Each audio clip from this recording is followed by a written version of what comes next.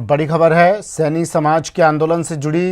पांचवें दिन भी आंदोलन जारी। सैनी समाज का आंदोलन चल रहा है, आज पांचवा दिन है। 12% आरक्षण की मांग को लेकर सैनी समाज आंदोलनरत है। गांव अरौदा के पास ये आंदोलनकारी बैठे हैं। लगातार प्रशासन से वार्ता की जा रही है। अब तक की सारी वार्ता विफल भी रही। देर रात भी लंबे दौर की वार्ता चली। आज फिर आंदोलनकारियों और प्रशासन के बीच वार्ता होगी, बातचीत होगी। आंदोलन स्थल पर ही वार्ता के लिए आंदोलनकारी अड़े हुए।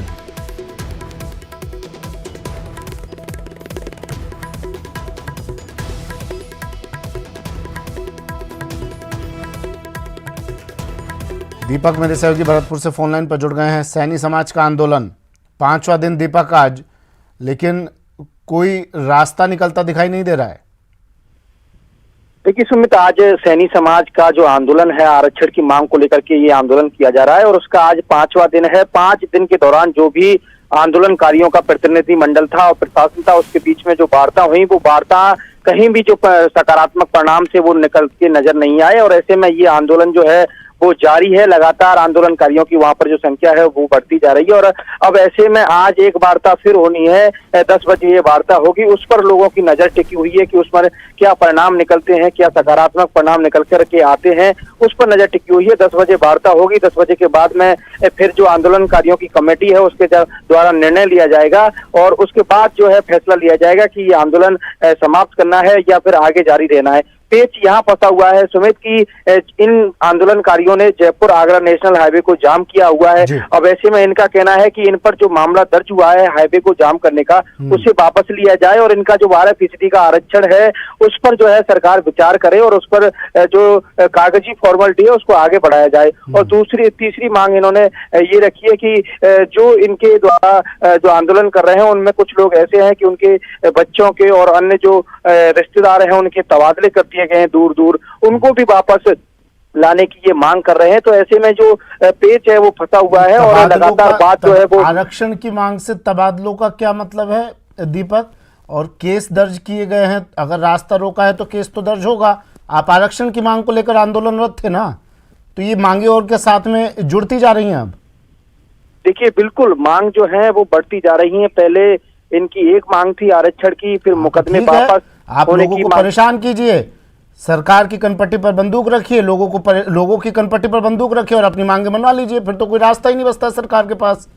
आप बातचीत करेंगे तब रास्ता निकलेगा ना टेबल पर बैठकर। आप तो अड़े हुए हैं, हठधर्मिता अपनाए हुए हैं कि यहाँ पर प्रशासन आए, लोग आए तब बातचीत हो। आपने प्रतिनिधिमंडल अगर बनाया है तो वो किस लिए बनाया है? जाए बात करे। देखिए प्रशासन लगातार इनसे बातचीत के लिए तैयार है और लगातार प्रशासन का कहना है कि आप टेबल टॉक करिए, जो भी वार्तालाप होगा उसको सरकार के सामने रखा जाएगा। लेकिन उनका कहना है कि धरना जो आंदोलन स्थल है वहां पर आकर के जो है लोगों को संबोधित किया जाए और आश्वासन दिया जाए, तभी जाकर के ये जो धरना है वो स्थगित होगा। और ऐसे लोगों को परेशान करते रहेंगे, ऐसे आंदोलन में बैठे रहेंगे, चाहे आम लोगों को, आम जनता को कितनी भी परेशानी क्यों ना हो। देखिए बिल्कुल आम जनता को परेशानी का सामना तो उठाना ही पड़ रहा है, क्योंकि 5 दिन आज हो गए हैं और जयपुर आगरा नेशनल हाईवे जाम है। हालांकि प्रशासन ने रूट को डाइवर्ट किया है, लेकिन रूट डाइवर्ट के कारण भी लोगों को परेशानी हो रही है। आसपास के जो लोग हैं उनके काम धंधे बाधित हो रहे हैं, व्यापार बाधित हो रहा है, तो लोगों को परेशानी हो रही है। और ऐसे में ये लोग जो है वो धरना स्थल पर बैठे हुए हैं और लगातार इनका जो आंदोलन है वो जारी है। अब ये लोग जो है वो टेबल टॉक करने के लिए तैयार नहीं है। प्रशासन लगातार इनसे कह रहा है कि आप टेबल टॉक करिए, सरकार तक आपकी वार्ता को पहुंचाया जाएगा, लेकिन भीड़ का कोई चारा नहीं होता। और जब भीड़ इकट्ठा होती है एक जगह तो ताकत आ जाती है और इसलिए ये लोग शायद हठ धर्मिता पर उतरे हुए हैं। कह रहे हैं हम टेबल टॉक नहीं करेंगे, प्रशासन यहाँ पर टीम को भेजे जहाँ हम बैठे हैं और तभी बात होगी, चाहे इसके लिए चाहे जितने दिन क्यों ना लग जाए और चाहे कितने दिन लोगों को परेशानी का सामना क्यों ना करना पड़े।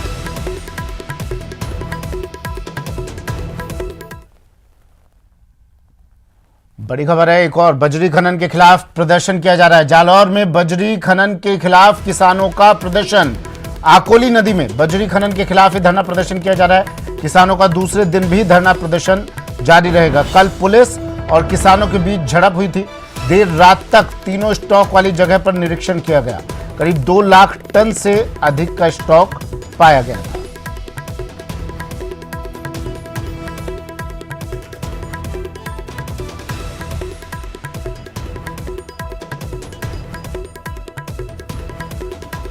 बजरी खनन के खिलाफ प्रदर्शन किया जा रहा है। शाम मेरे सहयोगी हमारे साथ फोनलाइन पर जुड़ गए हैं।